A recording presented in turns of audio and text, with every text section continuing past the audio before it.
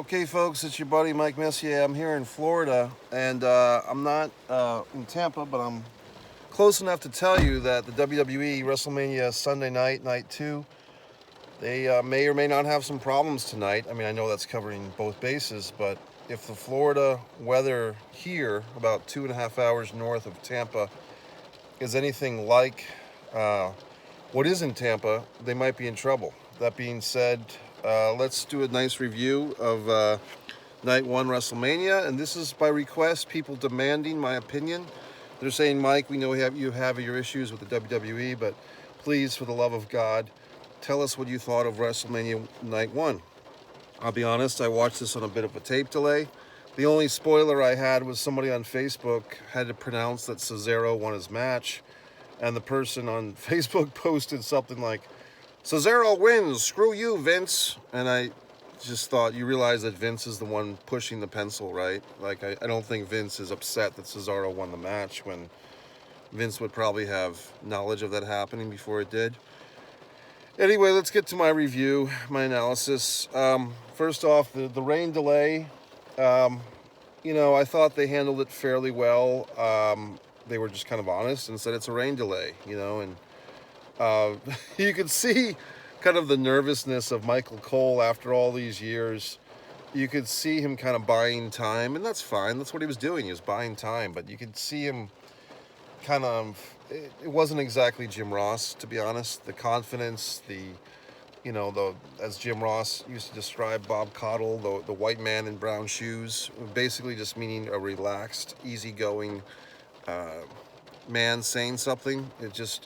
And it's not a racial comment, the white man in brown shoes. You'd have to listen to Jim Ross to understand the comment when he's talking about Bob Caudle, just like Mr. Wilson next door to Dennis the Menace, something like that, okay? But Michael Cole has never really been in sync with the WWE fans. People just don't like him.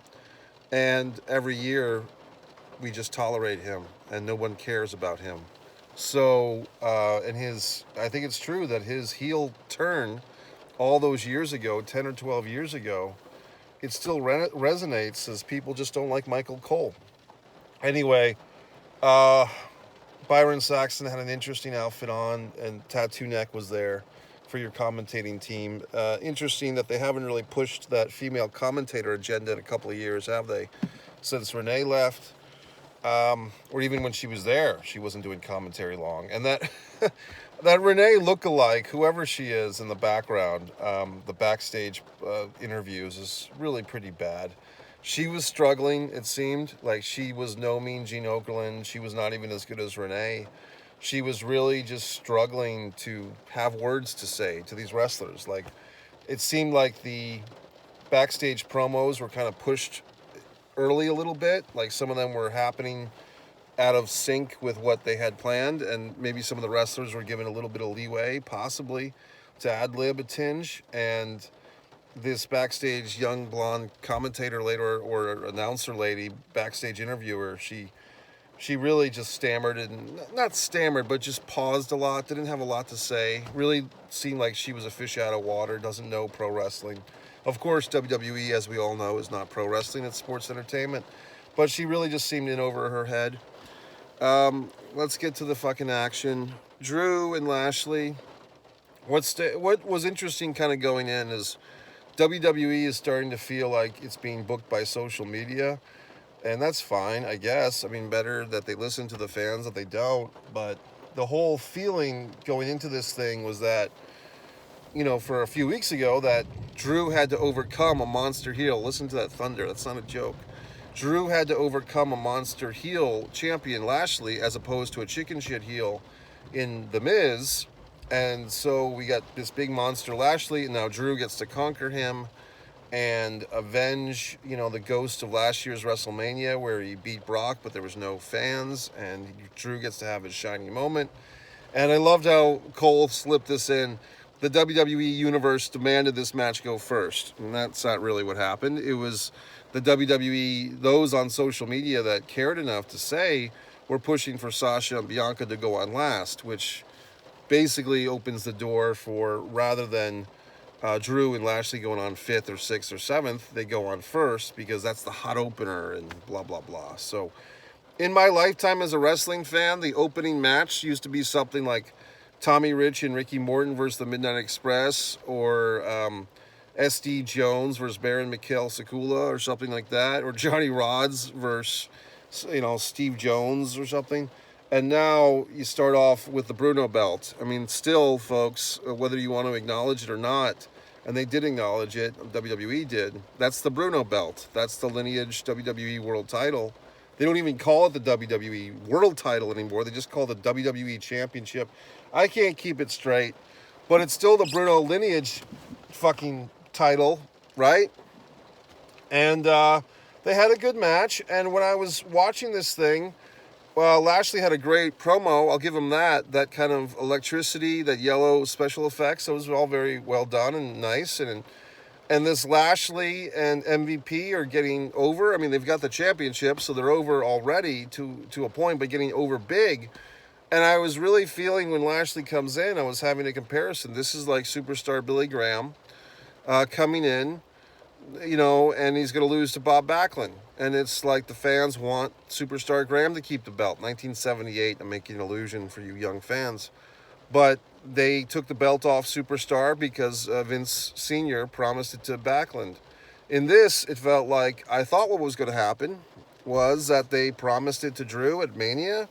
And then, although they had this hot item with performancer, Bobby Lashley and MVP, hot package, whatever you want to call it. That sounds a little gross. But here these guys were that were just doomed to lose because that was what was promised to Drew. But in a nice swerve and a nice fuck you to the people that think they know everything, Lashley won. And he won clean.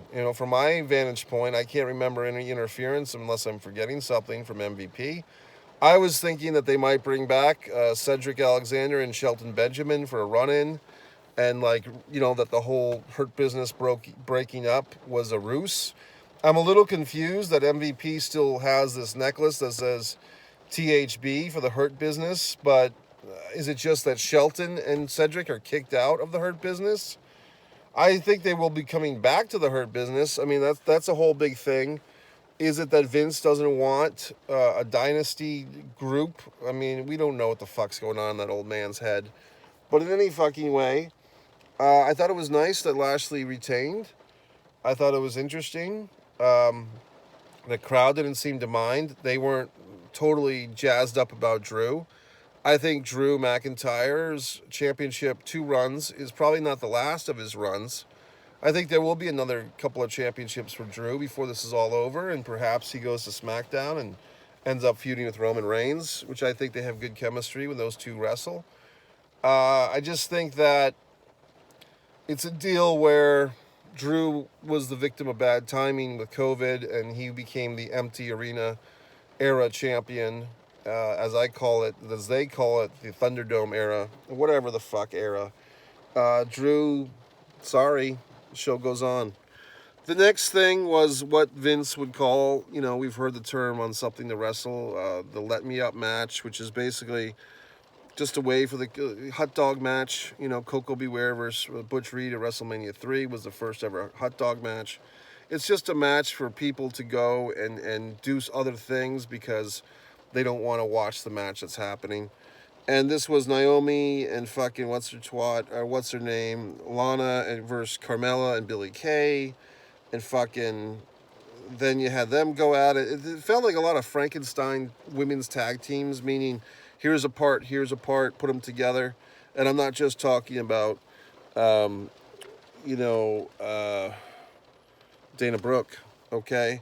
I'm talking about these tag teams in general. I know that Lana and Naomi have team, but Naomi's a really great athlete or wrestling athlete, whatever you want to call it, WWE version of an athlete. She's great, but she always seems to be finagled in these horrible angles and tag teams, carrying somebody. Didn't she win the fucking women's battle royal at WrestleMania like 3 years ago, and she still hasn't gotten their title match? So it's just absurd. Lana's breasts are just huge, and I'm assuming that's plastically enhanced. And no offense to her, but her looks have faded and her star power has faded considerably. If you go back to when she was with the Tank, you know, her real-life husband Rusev, even the stuff with Rusev and Bobby Lashley feuding, Lana was a hot ticket item. Now, not so much. Then you got Billie Kay. I don't understand why have Billie Kay and the Iconics split up and just to put Billie Kay in another fucking Frankenstein tag team with Carmella. Carmella looked great as far as looking. You know, she looks great, but I mean, it's just some really adequate WWE women's wrestling. Felt very, I don't even know, Kelly-esque, like, level wrestling. Then you got the fucking Riot Squad that came in, Houses of Fire. It seemed like, one thing, look, I don't want to just criticize the women wrestlers on their hair and their looks. That's very cliche, but that is part of their packaging, I guess you call it. And I felt like Liv Morgan's hair, I really hate that thing when young women dye their hair to be like old women. Like when young women dye their hair gray or blue or light blue or gray, it's odd to me. Like it makes no sense. And I just thought that Liv Morgan's hair, for what it's worth, looked tacky and stupid. And Ruby Riott, it's like they've kind of taken, somehow with cutting her hair, they've taken a little bit of her power away. Like Ruby Riott could be a lot more significant in this company, and she's not, and I don't know why. But they just had their fucking match, and it looked like they were going to be the baby faces who overcome. But of course, I guess I'm forgetting, easy to forget, another mishmash team, Dana Brooke and Mandy Rose, and another person, Mandy Rose in this case, who, if you look back, her thing with Otis and the swimming pool and the fucking Money in the Bank and Ziggler, for what it's worth, that was a pretty good storyline for what it's worth for that era of WWE. And now she's just in this meaningless tag team thing. Mandy Rose I'm talking about. And on a misogynistic, pig-headed level as a man, I just say that Mandy Rose, her looks get worse being next to Dana Brooke. Like, Mandy Rose is a gorgeous woman, but when they put her in the same kind of outfit and team her up with Dana, and no offense to Dana Brooke, but my God, that plastic surgery did not really work. So maybe that's a lesson for the young women out there. I mean, I'm sure there's 2 women that are watching this video at this point.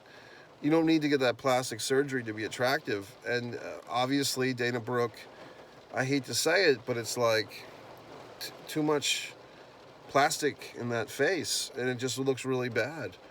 And does that make me the bad guy for saying it? Or does it just make just an obvious fact? It looks god-awful and horrendous. So, Mandy Rose is kind of dragged down by her in the looks department. And I don't think they're a great tag team either. I don't think they have much chemistry, and I don't think they have much going for them, and there's not really a leader on that team, Mandy and Dana, and they're chicken fodder. So I guess they got beat, and then we bring in just probably the worst angle for a tag team ever, or the worst precipice for a tag team, which is we're tired off of living off our family's reputation when that's all you've done ever. That's why you have jobs. And Natalya, I would think, is a real sweetheart of a person, a real nice lady. I used to be Facebook buddies with her husband, TJ Wilson. He's a great guy and had dealing with that horrible neck injury, and I hope he comes back. And I do think Natalya is a nice person, you know what I mean? Like, but the character of Natalya, or the whatever you want to call it, the representation on screen, to me, has always been flaccid. It's always been whatever, like kind of how Ronnie Garvin was used in the late 80s WWF, like just a person who's there and takes up space and wrestles Hercules at SummerSlam. Like, she's nothing. Natalya, I just saw lightning, by the way. So I'm just saying that Natalya is not someone that anyone gives a flying fuck about. And then to make her like kind of the inspirational leader of this Frankenstein women's tag team with her and Tamina, here's dog shit on a sandwich, and let's add a side of dog shit for your side. I just don't get it. It means nothing to me. And they won, of course. So now you have these two Frankenstein tag teams, Natalya and Tamina versus fucking what's her fucking on the other fuck, Naomi and I'm sorry, fucking not Nyla Rose, Christ, Nia Jax, and fucking the one Shayna Baszler that everyone had their dicks hard about years ago. That all the NXT fans, oh my God, Shayna Baszler. Well, look how far she's fallen, folks. The Vince McMahon meat grinder. So that match, I mean, God, just Tamina and fucking, but it might be a good match. I mean, you've got the heavy hitter and you've got the fucking big girl against the heavy hitter and the big girl, if you call Natalya a heavy hitter.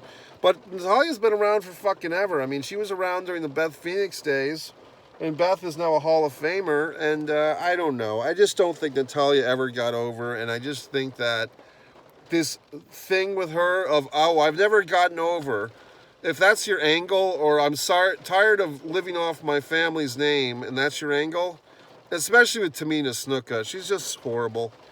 And they said on commentary, Tamina Snuka looks like the best she's ever looked, and I wouldn't argue with that. She looks like she's lost 20, maybe 25 pounds, but her best is just not good. Then we had, I've been grading these matches, and I gave Lashley versus Beat Drew a B. I'm tempted to give it a little bit higher, but I'm giving that a B. I'm tempted to give it a B+. I'm giving Lashley versus Drew a B. And I guess I'm talking about overall hype, overall presentation, result, match quality. Lashley versus Drew, I give a B, but I might be taken away a little bit because it was the opener. But I did like it, so it's a solid B. This women's ridiculousness, I give a C-. Most of that is for the result, meaning most of the minus and most of the C is because of the result. Didn't like the result. Sorry. I mean, I think they could have done something with the Riot Squad and had them as the undergirls who go in and win this fucking crazy match, and then they either put up a good effort and lose to the big bad girls, or they fucking win, But I just thought that nobody wants to see Natalya and Tamina versus Nia Jax and Shayna Baszler is a match nobody gives a fuck about, let's be honest. Besides the wrestlers, besides themselves. Cesaro versus Seth, I don't know. It felt like, to me, all this hype about Cesaro's never had a singles match. Well, maybe we saw why. To be honest, he looked 20 or 30 pounds lighter than usual. And I don't think that's a good change at this stage of his game. The Cesaro who wrestled 6 or 7 or 8 WrestleManias ago in a fucking Andre the Giant Battle Royal or whatever the fuck he did, teaming up with Sheamus to lose to a child and Braun Strowman, that Cesaro I would have liked to have seen against Seth. But now Cesaro looks thin, he looks wiry, he kind of looks weak, and I didn't think he was that great. And I thought Seth was kind of doing what Shawn Michaels used to do, which is try to outshine everybody. And I thought it was okay. I thought it was, I guess I'll give it a C+. A lot of good moves in the swing, and the crowd was into it. I just wasn't that impressed. I guess I'll give it a C+. And I know that they did some awesome moves and high spot this and fuckle that. Didn't give a fuck. The New Day versus almost, whatever the fuck, and AJ Styles. I don't think that Omos is a tribute to James Omos from Good Times. What did I think of this match? I thought it was good psychology that the New Day kept AJ away. I'm really not a fan of Xavier Woods. For anyone that has watched my videos, just Xavier Woods, who's always just seems to be the number one Xavier Woods fan in the world, is Xavier Woods. And I don't know. Anytime he loses, even in kayfabe world, I get excited. And I thought the New Day did do good psychology in this match with keeping AJ away from his partner, and they don't want to hit the big man or fear the power of the big man almost. But I thought it was a good match for what it was. It was wrestler and big man versus tag team, and I'll give it a C+. And tag team title change, a little surprising, but I guess it's something to do. It's a match to have, and we know that the New Day will get the title back 5 or 6 more times before they're done. So I didn't like the commentary, and I'm very old school, okay? I mean, fucking Road Warrior Hawk, for Christ's sake.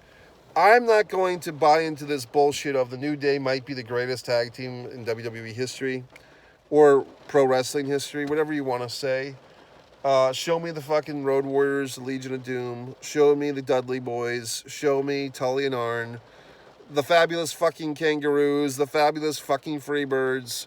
Any combination of Von Erichs, the Koloffs, Ivan Koloff, Nikita Koloff, Crusher Khrushchev, the Russians, the Midnight Express, Demolition, you fucking name them, okay? Better matches. And look, the New Day have had great matches against Jimmy and Jey Uso. I wouldn't mind seeing the other Uso come back. Is he done with wrestling? Is he in jail for driving drunk? What's going on with the other Uso, Jimmy Uso? I don't fucking know. I can't keep these Usos straight. Props to one of the Usos for winning the Andre the Giant Battle Royal, whatever the fuck that means. Not much, but congratulations. Shane versus Braun. Anyway, I'm not a big.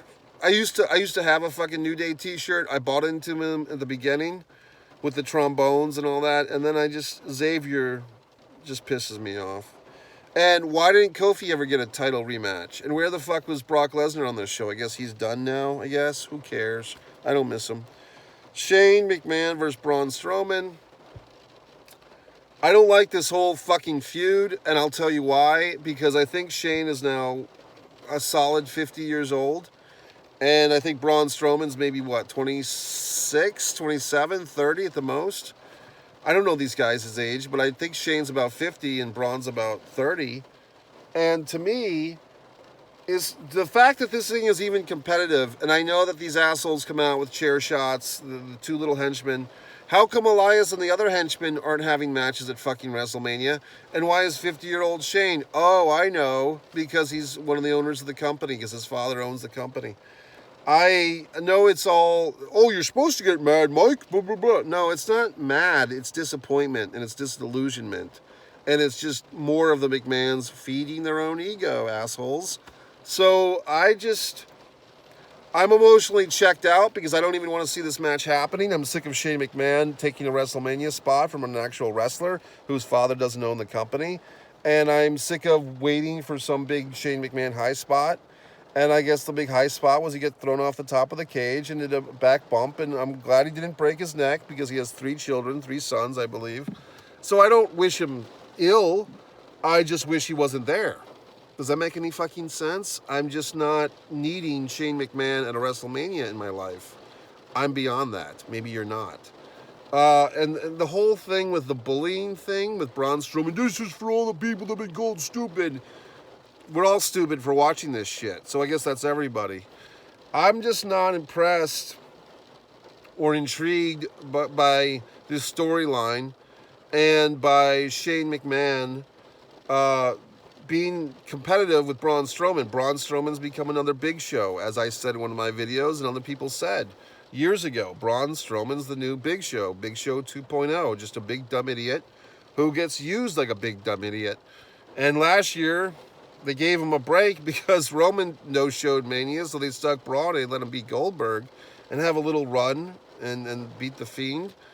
Or The Fiend beat him or whatever the fuck. But this, just Braun Strowman's a big wrestler that you think Vince McMahon would have win matches. Instead, he gets to wrestle his son. And did fucking Braun win? Yes, he did. But to me, he's a loser for just beating the fucking match. The angle sucks. And the match, I give it a C+.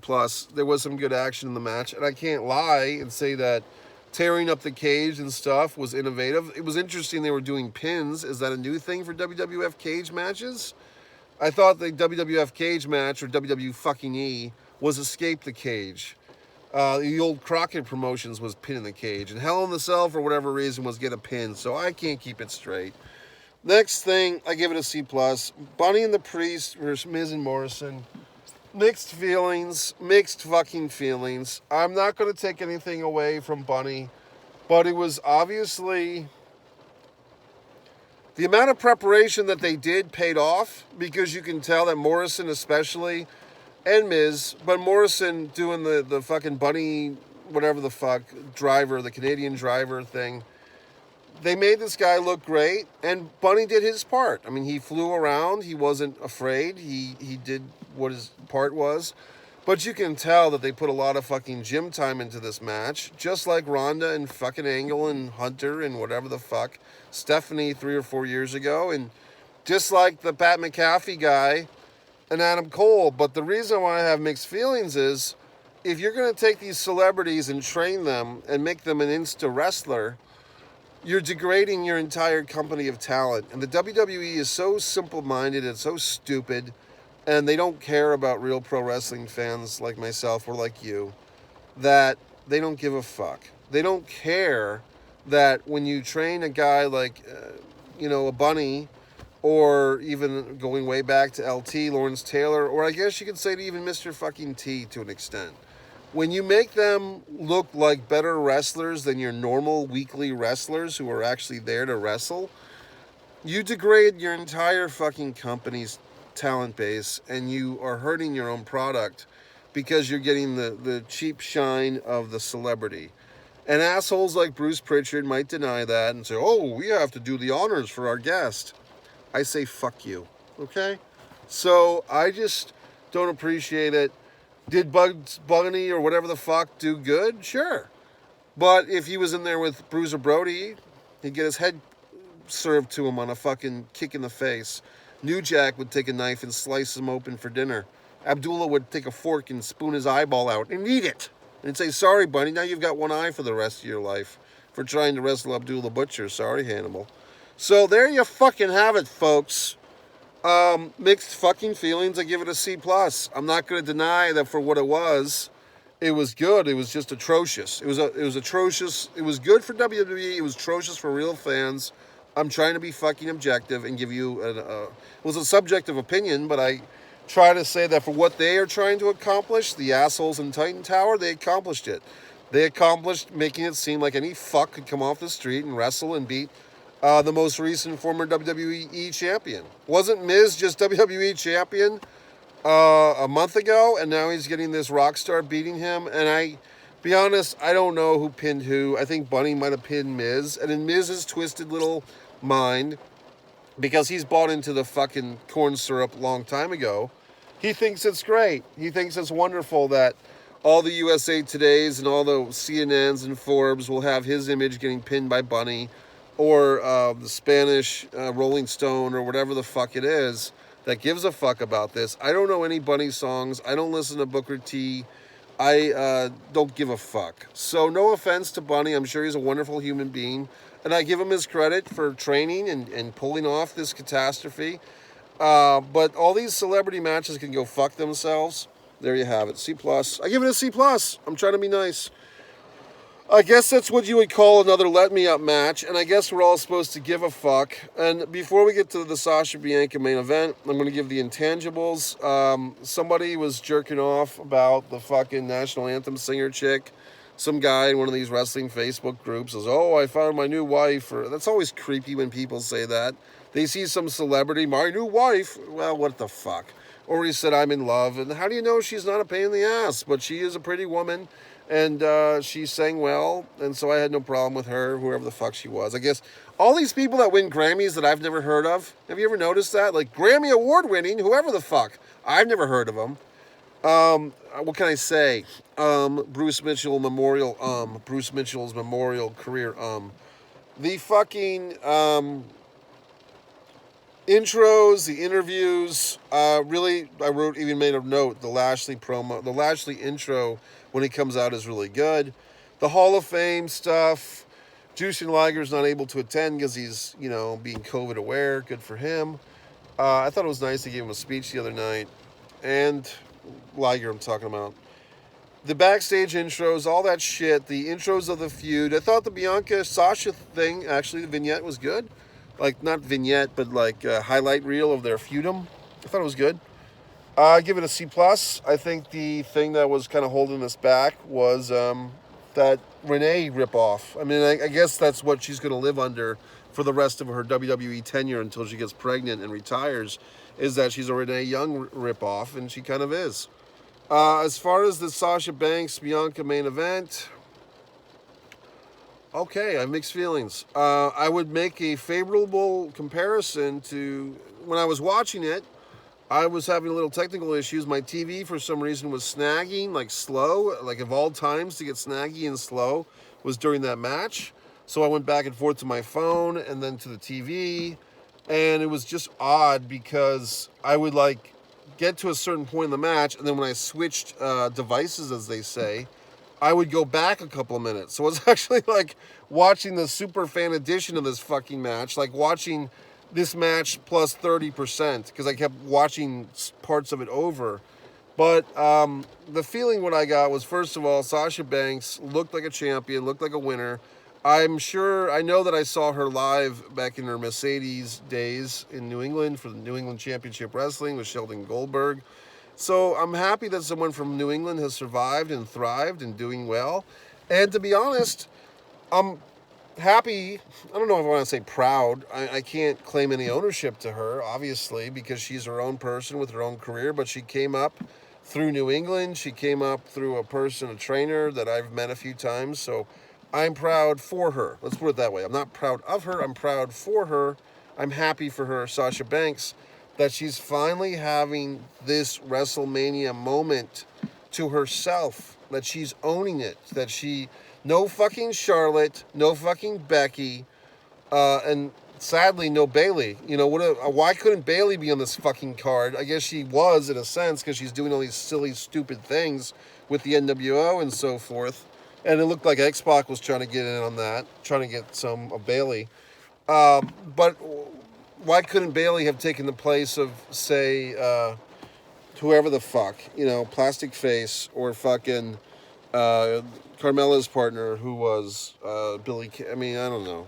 Bayley should have been on that fucking show any fucking way, and she would have made that women's tag match thing better. Bayley, I'm talking about. As far as Sasha Banks, I like the new hair. I thought it was like kind of a nice throwback to her old green hair days and the blue hair, and I guess she didn't have the purple, but she looked phenomenal. She's kept herself in top shape. She looked like a champion. She wrestled crisp. I saw a couple of people on Twitter, namely JD from New York and Kevin Castle, who is staunchly defending WrestleMania and watching it against me in my anti-WWE rants, but they were like, oh, Bianca's not ready. Ready for what? Like, they were saying Bianca's not ready to be in the main event, or she's not ready to be champion. It's the SmackDown Women's Championship. We're not talking about the presidency of the United States, because you'd have to be qualified to be, But basically, SmackDown Women's Championship is not exactly Kerry Von Erich going off to wrestle in Tokyo after beating Ric Flair in '84. You know what I mean? Like, the SmackDown Women's Championship, what the fuck do you have to be ready for? You just show up to the wrestling like you usually do, and the prop person hands you the belt, and you take it out, and you cut a promo with the belt. And say, I'm going to be the defending champion, and I'm going to twirl my hair. So I can't really get or understand why these guys, even more so than myself, who's pretty bad, but why do you sell yourself on this WWE meaning a fuck? She's not ready to be SmackDown Women's Champion. Okay, who gives a fuck? So the point is, but if you watch the match like I did, and you can see it's very Bret Hart versus Davey Boy Smith, 1992 Wembley Stadium SummerSlam. It's very much the person, in this case, Sasha, back then Bret. There's one wrestling master and one apprentice. That's all. And Sasha's the master. She knows what she's fucking doing. She knows how to work this match, and you can just tell. There's certain ways you can tell. And Bianca's facial expressions, to me, to be honest, I was thinking, is this part of her character? Like, is she conscious of this, or is this just her? And I think it's just her, that she's crying at the beginning of the fucking match, and like she's kind of smiling over at Sasha, like, oh girl, sister girl, we did it, and it's fine. I thought one comment they made, Cole used the term black. You could say African American, you can say whatever you want. I don't know what to say anymore. But the first WrestleMania main event with two black women fighting for a championship, okay, fine. And it made me think, has there ever been a WrestleMania main event with 2 black men fighting for a title in the main event or in any main event? And I thinking Lashley, The Rock. I guess the answer is no. The quick answer is no. So the women got it over you, fellas. Ha ha ha. But these women did well. And I thought it was, I want to say a great match. I think it was a great match. I think it was a fun match. It was, to me, it was a masterful performance by Sasha Banks. I think Bianca, I'm not sure. I just think, this is what I think about Bianca Belair. I think it's fine that she holds the title for a while. I have a feeling she's not going to be at WrestleMania next year. I don't know why I'm saying that. I just think I hate to say a flash in the pan, but I just think that either she's going to, her and Montez, I think, is a real-life husband. They're either going to have a child together, or she's going to get injured or something, or she'll have a contract dispute. I just have a weird feeling that Bianca's not going to be there next year. My thought was, really good match. A great match. I gave it an A-. I thought, as I'm watching this, and it's like, okay, Sasha's getting like 60%, 70%, like somewhere between 60 and 70 was Sasha on offense. And I'm really thinking she's going to lose, because when you see like that type of dominance at certain points in the match, that person's going to lose. One person goes over, one person gets over, or 50-50 booking, whatever the fuck you want to call it. And the basic thing with some of these matches is, if one person's going to win the title, the other person has to be the shining star. And Sasha was the shining star. But I think that if you look back on Sasha's body of work, so to speak, Charlotte Flair matches, Asuka matches, even Carmella matches, I think Sasha has always been the one. And Bayley is really the one that keeps up with her. So it was unfortunate that Bayley couldn't be in this thing, and maybe the two of them. But I think the time was right for Bianca. I'm not opposed to Bianca Belair, and I'm not going to fucking go and say, oh, she's not ready, because like I said, there's nothing to be ready for. Here's your fucking belt. Go out and do your promo and wrestle Lana for 5 minutes. Who fucking cares? So the point is, it was a good match, and I give it an A-. I thought the minus, no offense, I think it's Bianca. I think when Bianca hit that 450, and then she barely made any contact at all, and of course, Tattoo Neck has to say, oh, she made great contact. No, she fucking didn't. Don't lie to me, you fucking Tattoo Neck fuck. I thought Bianca she did her part, but I think Sasha did more of her part. It was like watching Johnny Rodz, once again, wrestle Steve Jones in 1982. Just Sasha's taking this clump of clay and creating a challenger and handing the belt to her. But Sasha was clearly the star in that match. Clearly, I have to give her credit. She did great. And when I say it, I mean the platform of WrestleMania. Give it credit. It gave her the platform to show her greatness. And she was great. And look, maybe I'm not giving Bianca enough credit. Maybe if I watch the match again. But I just, the hair whip thing caused a welt on Sasha.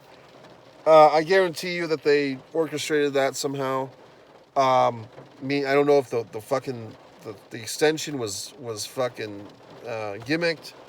But I hate to see the beautiful Sasha Banks suffer body welts. But I guess that's part of being a women's wrestler now. I mean, look at on the other channel there, Dr. Britt Baker bleeding. So I like the match. And I give it an A-. Overall, Mike Messier, I guess I'll be a little bit nicer than I thought, considering the rain, I'm going to give this show a B.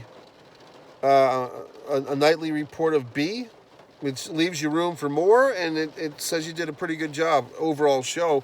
If you actually added up the grades, you'd probably have a C+ or a C. I didn't give anything a D, and I didn't give anything an F, so that's good. But I overall give it a B. I feel like they did the best they could. Mike Messier YouTube channel for the hardcore wrestling fans. You can see my AEW, The House Always Rules, clips while they're still there before, they get fucking whatever the fuck. But watch them, share the links, subscribe, like the videos. Buy my book if you really want to be a nice guy. You get a book out of it. You don't just give me money for nothing. You get a book. Go to MikeMessier.com. Go to my IMDb page. Wonderful, wonderful, wonderful. Hopefully the rain doesn't kill WrestleMania tonight. Enjoy it.